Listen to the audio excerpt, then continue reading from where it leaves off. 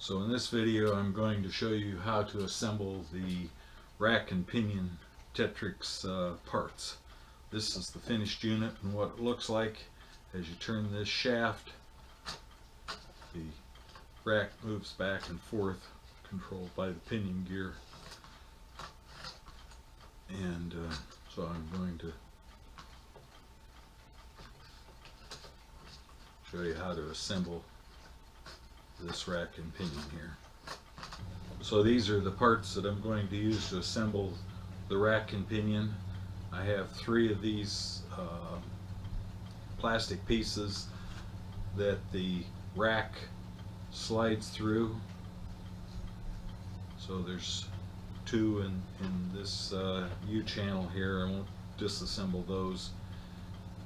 But the basic theory is that this moves up and down with the gear here. As this gear turns, it'll move the rack. So this is the pinion gear, this is the rack, and these are the components used to assemble it. So the typical purpose of a rack is to move an object horizontally or vertically, and so I'm going to show you how to assemble it. So I use the short screws here. If you use the long screws, it will protrude through the teeth. Here, you need to make sure that the screw does not get up into the teeth area here, and the short screws with this angle bracket are just the perfect size for assembling that. The next thing to remember is that this gear is going to move up and down, and we need to make sure that it's got a seamless transition across there, so the alignment of the 2 is critical. So it rolls across nice with just a tiny bit of space between the 2 units there. Then we put the next one down here at this end, following the same procedure. Put it in, leave it a little loose, and you can make any length of rack and pinion. You don't have to do 3 of them. You can do just 1, which makes it a lot easier to assemble. This goes in here and slides back and forth based upon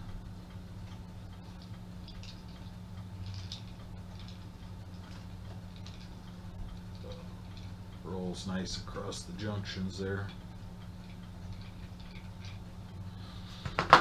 So then we assemble this.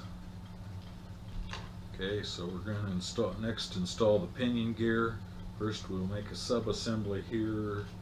So we assemble the axle with a collar and a brass bearing. Put the pinion gear here, the second hole.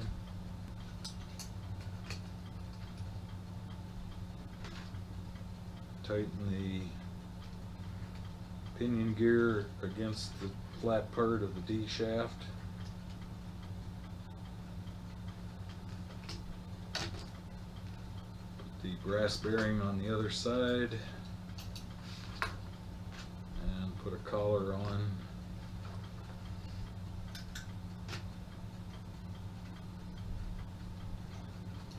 And then the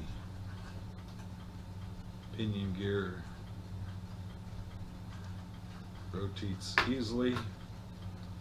These 3 are attached with screws in the side, and the adjustment is very critical to make sure that the assembly of racks goes smoothly through the plastic holders here.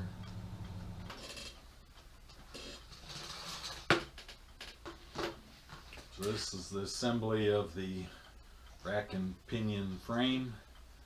Insert the rack and attach a motor to this, and move things back and forth, or if this is mounted this way, you can move it up and down.